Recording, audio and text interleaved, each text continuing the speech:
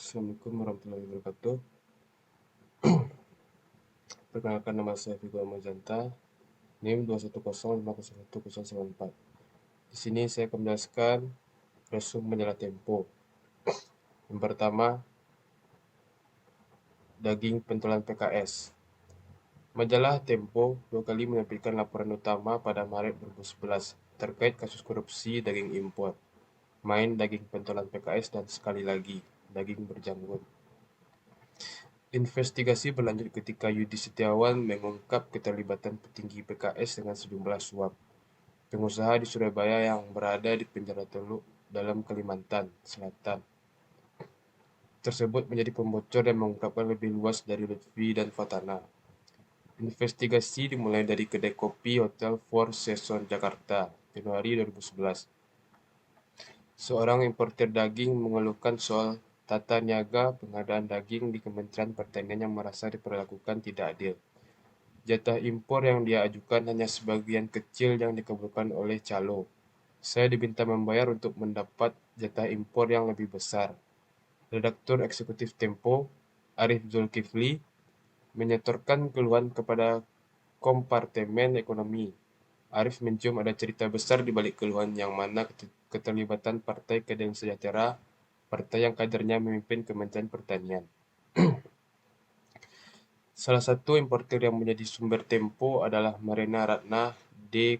Kusumajati, pemilik PT Chausa Prima, perusahaan importer daging, yang kini Direktur Utama PT Dharma Jaya, badan usaha di pemerintahan DKI. Dari Marina Ratna, Bu Retno dan Agung bertemu dengan pejabat Kementerian Pertanian yang menunjukkan dokumen impor daging. Ketika itu, pemain utama impor daging adalah CV Sumber Laut Perkasa dengan jatah impor yang dimiliki adalah 4.800 ton dan PT Impex Indo Pratama 4.200 ton.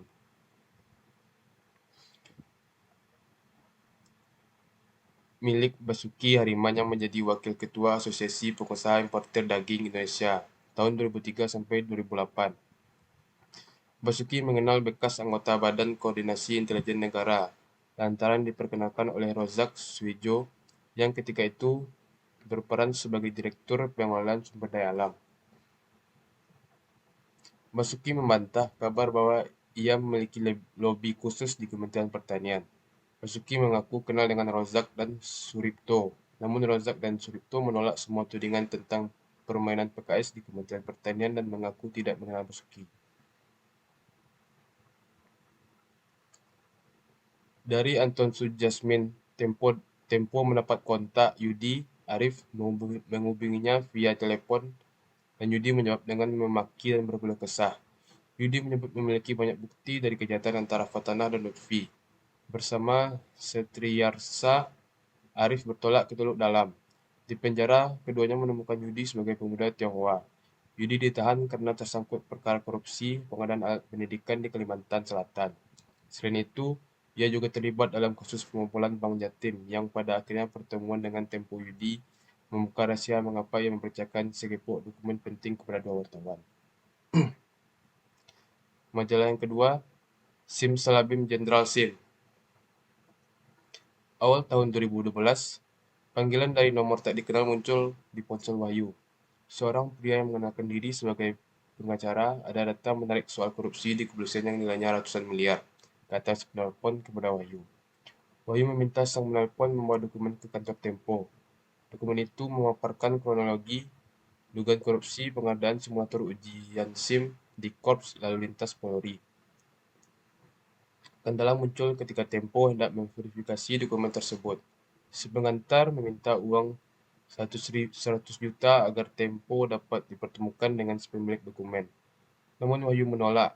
Tempo melarang jurnalisnya memperoleh informasi dengan menyogok. Titik terang muncul ketika pengacara Eric Espaart menghubungi jurnalis Tempo dan memberikan segepok dokumen seperti yang sudah diperoleh Tempo sebelumnya. Kisah ini bermula tak kala Suekotjo bertemu dengan kawan lama, Andri Teja Pranata, dan mengenalkan seorang Budi Susanto. Keduanya mengaku sedang mengerjakan proyek simulator kemudi di Korps Lalu Lintas. Andri mengajak Sukojo. Sukojo terlibat lebih jauh ketika BPK mengaudit sejumlah proyek di Korps Lalu Lintas. Pada Maret 2010, Budi meminta Sukojo menyiapkan laporan pengadaan agar tidak menjadi pertemuan BPK. Budi menyanyikan proyek baru untuk Sukojo pada Juli 2011. Budi menyita rumah Sukojo di Bandung beserta pabrik dan 11 mobilnya. 5 hari kemudian, Sukojo dijebloskan ke penjara atas laporan penipuan dan penggelapan oleh Budi. Geram, Sukojo meminta sekretarisnya Rurin menyebarkan dokumen ke KPK, Komisi Kepolisian Nasional, dan aktivis anti korupsi. Seorang komisioner malah memperingatkan utusan Sukojo agar tak mengusik korupsi. Di tengah kegalauan Sukojo melalui Erik, Setriasra meminta waktu untuk memverifikasi kebenaran dokumen. Dia lebih dulu menemui Sylvia, istri Sukojo. Setri dan Sylvia menuju Pengadilan Negeri Bandung. Namun, siding batal. Lalu Setri menjalankan skenario cadangan dengan menyamar sebagai pengacaranya Sukojo. Setri mencocokkan cerita Sukojo dengan dokumen.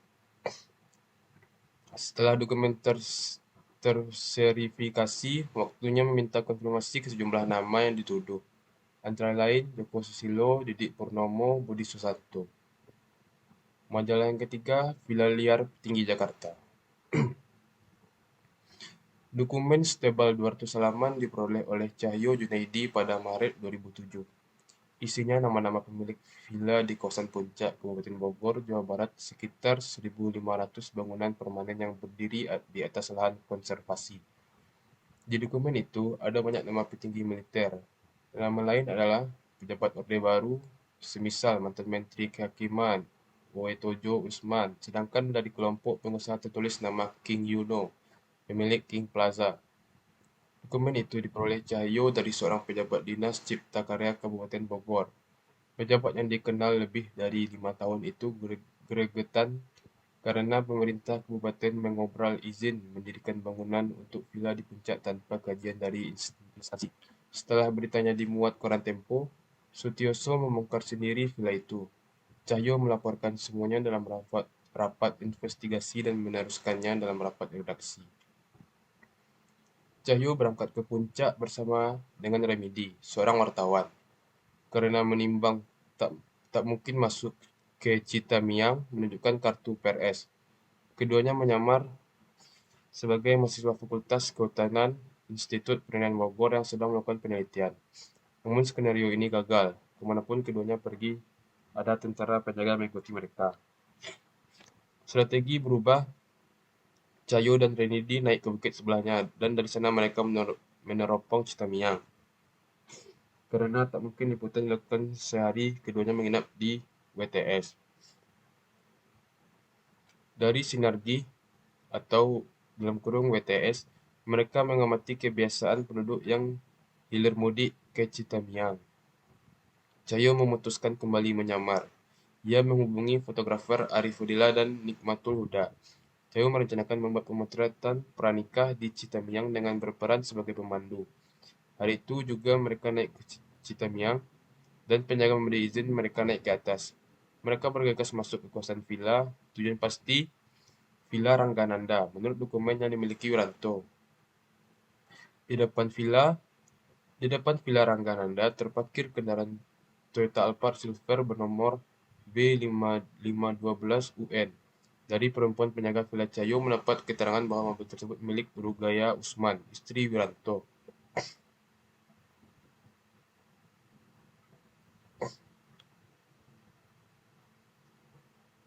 Tak hanya di depan Ranggananda, Arif dan Nick juga berpotret di banyak villa. Alhasil misi berhasil.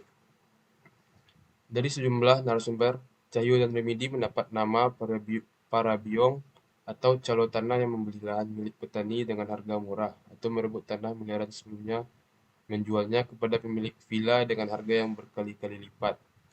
Tersebutlah nama Haji Teteng dan Elit Wijaya alias Abot. Tibalah konfirmasi kepada pemilik villa dan Abot mengaku tak semua pemilik villa mendapat tanah darinya atau Haji Teteng. Biasanya, pengusaha mengobrol tanah kepada para pejabat dan jenderal. MTQ menduga Ken Yuwono Ramidi membuka bundalan Yellow Pages yang akhirnya menemukan sosok yang paling mendekati profil King. Dia kaget sewaktu saya telepon. King memberikan banyak villa kepada pejabat. Majalah keempat yaitu kontroversi lukisan koleksi Sang Dokter. Museum baru milik Dr. Oi Hong Jien di Magelang, Jawa Tengah, menampilkan koleksi lukisan para maestro yang diduga palsu. Pengumpulan data, wartawan Tempo melakukan wawancara dengan istri Sujojono, Rosi Pandanwangi, putra Sujojono, Teja Bayu, dan Watu Gunung, serta pengamat seni rupa untuk memahami kecurigaan mengenai keaslian lukisan. Investigasi awal, riset asal-usul lukisan. Wartawan Tempo mencari tahu asal-usul lukisan dengan bertanya kepada Dr. Oing Hong Jin tentang provenance lukisan-lukisan baru tersebut. Dr. Oi mengaku mengumpulkan koleksi dengan metode belusukan dan melalui dealer-dealer kepercayaannya, tetapi tidak mau membuka identitas dealer-dealer tersebut. Pelacak sindikat pemalsu lukisan. Tempo menyebarkan tim untuk menelusuri komunitas pemalsu lukisan di Jakarta, Bandung, Sumedang, dan Yogyakarta. Mereka berharap bisa mendapatkan informasi tentang jalur-jalur yang memasuk lukisan ke Magelang. Hasil akhir, laporan lukisan palsu Sang Maestro oleh Tempo menimbulkan dunia seni rupa Indonesia dan membuat banyak orang lebih berhati dalam membeli lukisan para maestro. Yang majalah kelima yaitu Rekening Gendut Perwira Polisi.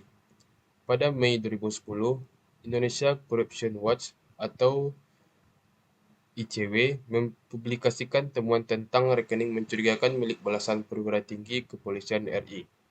Salah satu rekening milik seorang jenderal memiliki saldo hingga 95 miliar. Isu serupa sebenarnya telah muncul pada 2005 tapi tidak berlanjut. Tim laporan utama majalah Tempo memperoleh dokumen rahasia dari seorang pejabat negara berisi catatan transaksi mencurigakan dari tahun 2004 sampai 2009. Untuk menjaga kerahasiaan, dokumen diketik ulang. Data menunjukkan 9 perwira memiliki saldo mencurigakan hingga 54 miliar. Padahal penghasilan bulanan mereka kurang dari 10 juta. Investigasi. Tim Tempo menemukan Kepala Bareskrim Polri, Komisaris Jenderal Ito Sumardi, yang membenarkan data itu dan mengkonfirmasi penyelidikan internal terkait. Investigasi lebih lanjut melibatkan wawancara dengan perwira terkait, termasuk Inspektur Jenderal Silvanus William Wenas dan Komisaris Jenderal Budi Gunawan. Data menunjukkan adanya aliran dana besar dari perusahaan ke rekening mereka, namun para perwira menyangkal kepemilikan dana tersebut. Laporan utama, Rekening Gendut Perwira Polisi, terbit pada edisi 28 Juni sampai 4 Juli 2010, berdepatan dengan ulang tahun Polri. Liputan ini memuat ilustrasi perwira polisi dengan celengan babi, menggambarkan rekening Tambun. Laporan memicu perhatian publik meskipun Tempo menghadapi berbagai intimidasi, termasuk pembelian massal majalah dan serangan bom Molotov. Pada 2015, Komisi Pemberantasan Korupsi atau KPK menetapkan Budi Gunawan sebagai tersangka. Penetapan ini mengagalkan pengangkatannya sebagai Kapolri, memicu konflik antara Polri dan KPK yang dikenal sebagai Cicak versus Buaya Jilid 2. Kasus ini akhirnya dialihkan ke Kejaksaan Agung dan kemudian dihentikan oleh Bareskrim. Kini Budi Gunawan menjabat sebagai Wakil Kapolri. Laporan ini menegaskan pentingnya investigasi jurnalistik dalam mengungkap praktik korupsi dan menggerakkan masyarakat untuk mendorong akuntabilitas lembaga publik. Majalah yang keenam yaitu Bara Proyek Petinggi Demokrat. Proses investigasi Tempo terhadap skandal korupsi besar di Partai Demokrat bermula dari kejadian yang tampak kebetulan. Pada 2011, wartawan Tempo mendengar nama Muhammad Nazarudin, seorang politisi Demokrat, disebut oleh Kamarudin Simajuntak, pengacara Daniel Sinambela, suami Joy Tobing yang ditahan atas tuduhan penipuan terkait proyek Nazarudin. Dengan insting tajam, Tempo mengembangkan petunjuk awal dari wawancara dengan Daniel di tahanan. Ia mengungkap keterlibatan Nazarudin dalam kong kali kong proyek pemerintah, termasuk pengadaan batubara untuk PLN. Nazarudin membagi keuntungan proyek dengan Demokrat 50%, dirinya sendiri 35%, dan Daniel 15%. Investigasi ini menghadapi tantangan, termasuk sulitnya menghubungi Nazarudin dan Julianes, bendahara kelompok usaha milik Nazarudin. Namun usaha gigih wartawan seperti Setriyasra dan Sunodiantoro berhasil mengumpulkan bukti. Tempo mempublikasikan laporan pertama berjudul "Bara di Kantong Partai Biru" pada Maret 2011 yang memperkuat dugaan korupsi dalam lingkaran Demokrat. Sebulan kemudian, KPK mulai menindaklanjuti kasus ini, menangkap beberapa anak buah Nazarudin. Penyelidikan terus mengungkap nama-nama elit Demokrat, termasuk Anas Urbaningrum, Andi Malarangeng, dan Angelina Sondag. Meski skandal ini telah menjatuhkan banyak politisi, jejak korupsi yang lebih luas masih menyisakan misteri. Majalah yang ketujuh yaitu Jejak Berdarah Algojo 1965. Tempo memulai investigasi dengan memetakan lokasi pembantaian dan pelaku berdasarkan diskusi dengan sejarawan, Komnas HAM, dan lembaga seperti Elsam. Riset awal melibatkan literatur seperti Palu Arit di Ladang Tebu dan Kemerdekaan Memilih. Informasi juga didapatkan dari saksi mata, algojo, dan narasumber lokal yang ditelusuri melalui jaringan wartawan daerah. Investigasi. Jejak pembantaian. Tim menyusuri lokasi pembantaian di berbagai daerah seperti Kediri, Jombang, Bali, dan Palu. Penyamaran. Beberapa wartawan seperti Hari Triwasono menyamar untuk mendekati narasumber sensitif seperti Kiai Idris Marzuki. Dalam banyak kasus, wartawan menggunakan firasat seperti Dian Yuliastuti di Melancu atau Ahmad Rafiq di Keradenan untuk menemukan saksi atau lokasi penting. Wawancara belak-belakan. Algojo seperti Ahmad Bantam di Palu memberikan kesaksian dengan alasan ingin membuka kebenaran sebelum meninggal. Pelaporan. Hasil wawancara dan observasi dijadikan laporan khusus yang penuh dengan pengakuan Algojo. Meskipun kisah-kisah tersebut mengandung detail kekejian, fakta utamanya tetap ditampilkan. Liputan ini terinspirasi oleh film dokumenter The Act of Killing dan diproduksi dalam waktu 1 bulan. Terima kasih. Saya Pugu Mazerta. Assalamualaikum warahmatullahi wabarakatuh.